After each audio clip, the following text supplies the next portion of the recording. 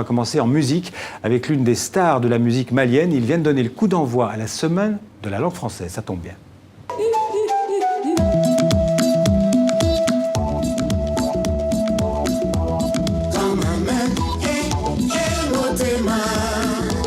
C'est toi qui es mon cœur, c'est toi qui es mon amour.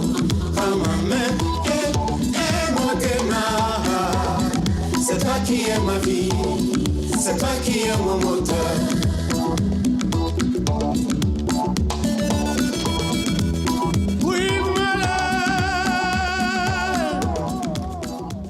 Alors, Salif Keïta, on l'a reconnu, hein, il était en concert hier en Suisse.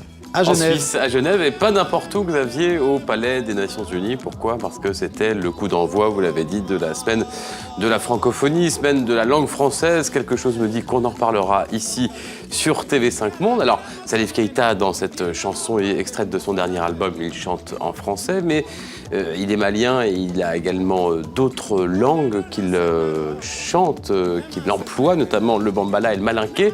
Alors finalement, quel est son rapport à la langue française? Eh bien, Michel Serrouti, notre correspondant en Suisse, lui a posé la question. Voici le français est un moyen de communication pour nous les francophones à l'international. Parce qu'on veut se comprendre et ça a permis de créer une harmonie sociale entre les francophones, entre les pays africains qui se comprennent et qui font des choses tant sur le plan politique que social ensemble. Et c'est ça l'importance pour nous. Voilà, et puis la francophonie, c'est la langue française, c'est aussi la défense des droits de l'homme. On en parle beaucoup sur TV5 Monde. Salif Keïta, précisément, chanteur, guitariste, musicien malien, c'est un artiste engagé. Il faut dire qu'engagé contre les discriminations, lui-même, s'il a choisi la voie de la musique, c'est un peu parce qu'il a été victime de discrimination. C'est également ce qu'il a expliqué à Michel Serrouti. Écoutez. Je crois que c'était le seul métier dans lequel j'étais le bienvenu. Donc, je n'avais que ça comme solution. Quand vous dites que c'était le seul métier dans lequel vous êtes bienvenu, vous faites référence au fait que vous êtes albinos et que c'est compliqué en Afrique, c'est ça? Bon, un peu, parce que ma vision ne me permettait pas d'étudier. J'ai eu des problèmes dans ce sens. Et naturellement, les albinos, ils ne sont pas bien au soleil. Et donc l'agriculture n'était pas la solution non plus. Et le commerce, comme je dis dans un de mes morceaux, pauvre type ne peut pas faire du commerce, il faut avoir le fond. Donc j'ai tout essayé et c'est seul dans la musique que j'étais le bienvenu. Et encore, où on peut avoir de l'amour pour moi, où je peux m'intégrer socialement d'une façon plus facile. Je suis un noir, ma peau est blanche.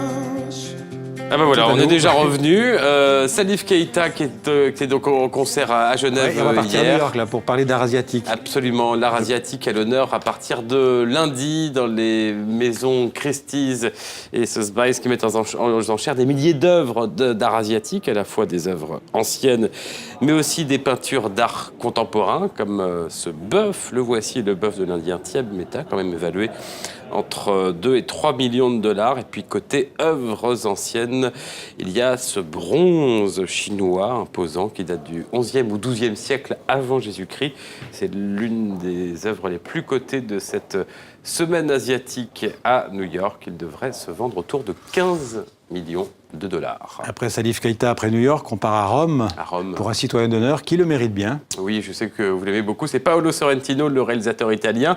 Il a reçu la médaille des mains du maire de Rome, médaille dite de la Louve Capitoline, en hommage à Romulus et Rémus, les fondateurs légendaires de Rome. La Louve, la voici, la voilà. Et pourquoi? Eh bien parce que son film La Grande Bellezza, en français La Grande Beauté, qui est sorti l'an dernier, a fait le tour du monde. Il a notamment reçu l'Oscar du meilleur film étranger très récemment, La Grande Bellezza, qui raconte l'errance d'un, comment on peut dire, un roi mondain dans Rome splendide, mais également Rome en pleine décadence morale. En voici quelques images pour vous faire plaisir, Xavier.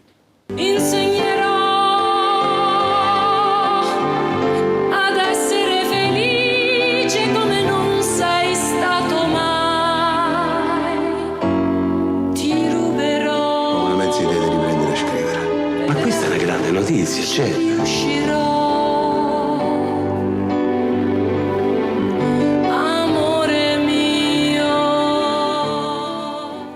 Voilà, on a avec, reconnu Tony Servillo. excellent acteur Comédien, italien voilà. qui se promène dans Rome décadente.